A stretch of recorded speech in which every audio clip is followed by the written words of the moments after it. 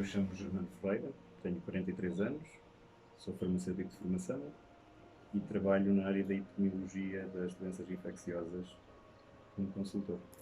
A apicultura, para mim, é uma memória de infância, porque na família onde eu cresci havia abelhas desde que eu me lembro. Por isso foi desde o meu pai até algumas pessoas vizinhas. Era hábito, nos anos 80 e 90, toda a gente ter uma colmeia, um cortiço e tirar mel. Por isso é uma coisa que vem de memória de infância. E quando nós voltámos para Portugal, começa há 2 anos, foi o primeiro animal a ser introduzido aqui na Quinta com a função de polinização juntamente com as árvores de fruto. Por isso nós plantámos as árvores de fruto e as abelhas vieram logo na primavera seguinte.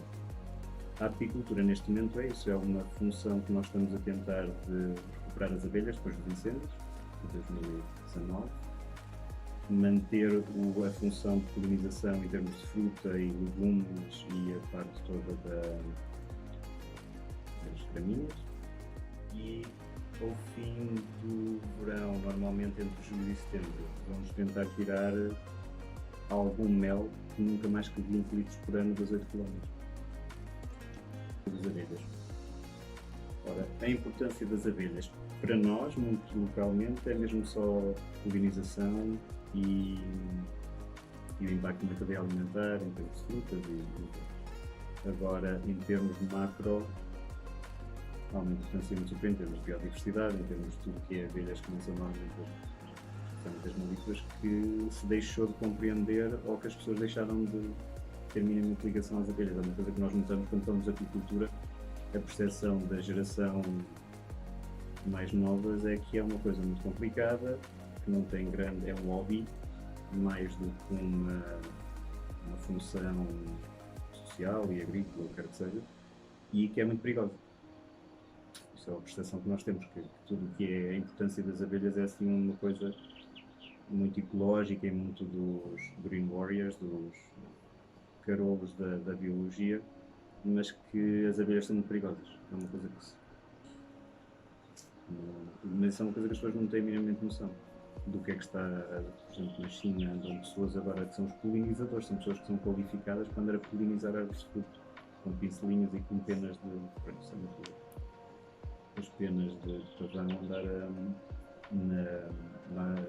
nos Estados Unidos, o que nós, no Canadá, estão a começar a utilizar as abelhas industrialmente para polinizar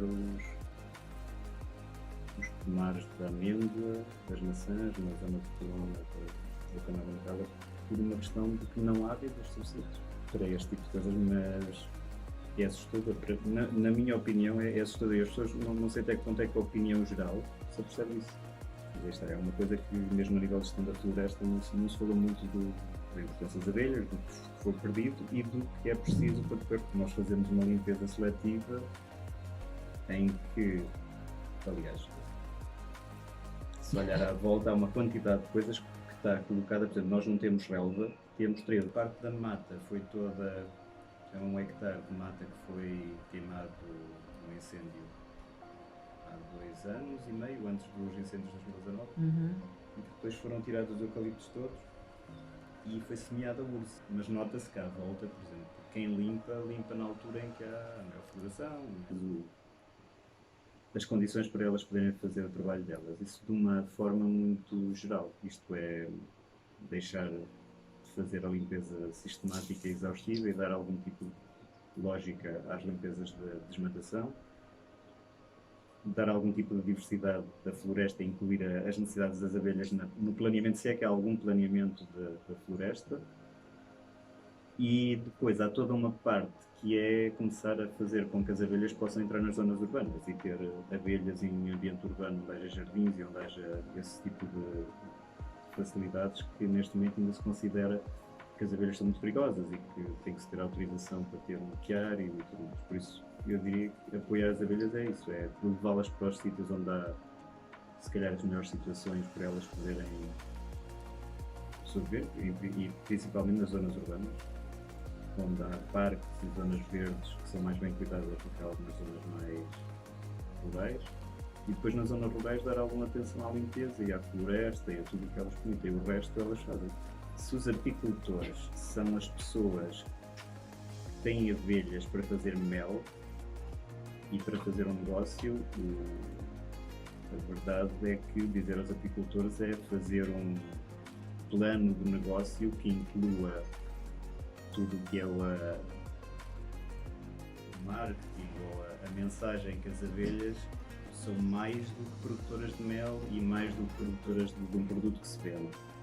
E quando as pessoas estão a comprar o mel, estão a comprar toda uma cadeia de serviços de polinização e de biodiversidade e tudo mais que agora que se pensa muito agora, na parte da agricultura biológica ou na parte dos problemas como o aquecimento global e das mudanças climáticas.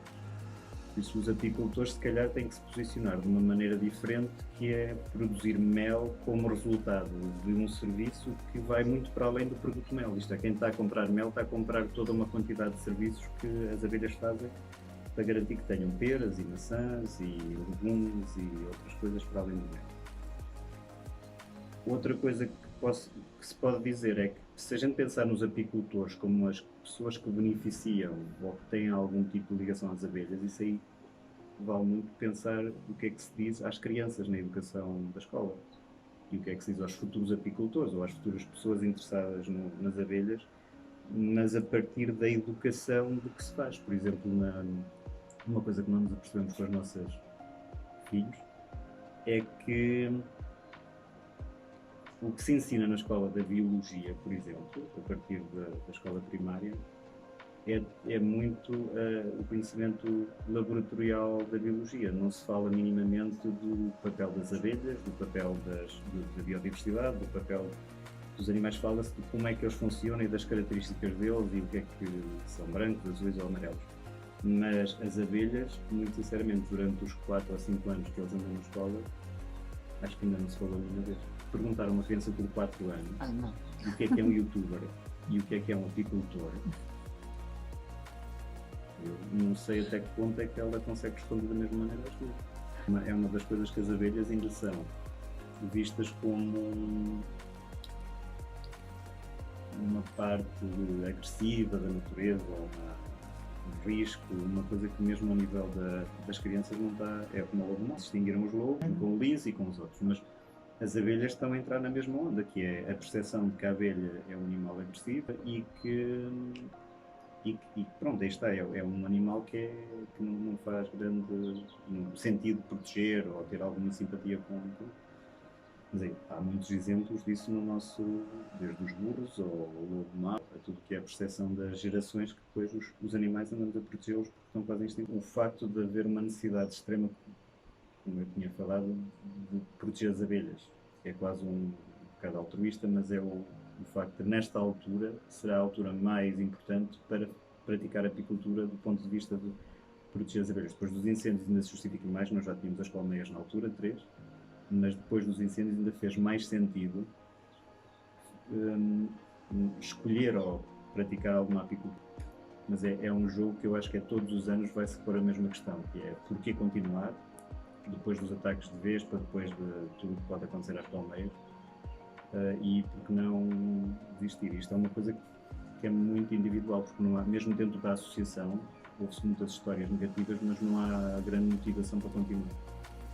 Da associação e do que se leva à apicultura é tudo muito sobre o que se perde e as doenças, mas não sobre o que se ganha, e a parte positiva de continuar e a parte mais de colaboração e de troca de experiências, que é uma coisa que no Reino Unido todo o apicultor tem um mentor que passa um bocadinho a experiência. Em Portugal não há muito, já se perdeu muito. Eu, quando era miúdo, lembro-me que os mais velhos ajudavam os mais novos, mas isso perdeu-se. Eu acho que as estruturas associativas, a parte da investigação e dos institutos, podia fazer muito mais nas mensagens positivas. Que é uma coisa que Portugal também culturalmente gosta muito da drama e da tragédia, mas fazia muito sentido fazer um apanhado das histórias positivas das colónias que sobrevivem. Nós temos uma colónia, por exemplo, que ataca a vespa asiática. É a única que ataca a vespa asiática, ataca a mim, é uma colónia relativamente agressiva, mas é a única que nós assistimos a que atacam diretamente a vespa quando ela chega próximo das entradas. É um fenómeno que nenhuma das outras faz isso. Para além de tudo o que é a função das abelhas e tudo o que é a parte associativa, também a troca de experiências e tudo o que tem a ver com gerir as abelhas, há uma quantidade de ensinamentos que vêm da parte de observar e cuidar das abelhas que tem muito mais a ver com a organização, com gestão de projeto, com trabalho em equipa, que é uma coisa que quem trabalha com organizações complexas, especialmente multinacionais ou multiculturais ou quer que seja, observar as abelhas a trabalhar e aprender como é que elas funcionam, traz uma quantidade de ensinamentos a trabalho de equipa, a trabalho em situações complicadas e sob stress, muito para além do que é só gerir as abelhas. Isso é uma coisa que, para mim, é uma parte complementar da apicultura, que é essa, que é aprender como é que as abelhas funcionam e os ensinamentos que isso nos traz, assim, como trazem outras coisas na natureza e na agricultura que a gente observa, comportamento animal. Mas é uma experiência que, particularmente na área de gestões de projetos, gestão de equipa, dinâmica de equipa, trabalho colaborativo, tem muito que se possa aprender da apicultura. A Vespa foi a Vespa asiática foi uma surpresa, porque nós não tínhamos, quando começámos, não tínhamos noção nem da agressividade, nem da dimensão do problema, nem da forma como quem fez ou quem aprendeu alguma coisa nos anos 80 e 90, a diferença que é ter abelhas agora.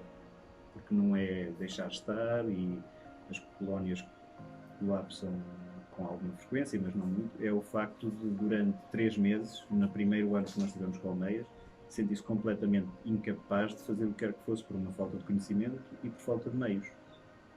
E um ataque massivo de centenas de vespas que nós aqui temos, e este ano esperamos que não ter, mas são centenas de vespas a atacar as colmeias simultaneamente. É um enxame de vespas nas colmeias. Na altura, eu cheguei ao ponto de estar à frente das colmeias com uma raquete de mosca elétrica a apanhar baldes de vespas por dia.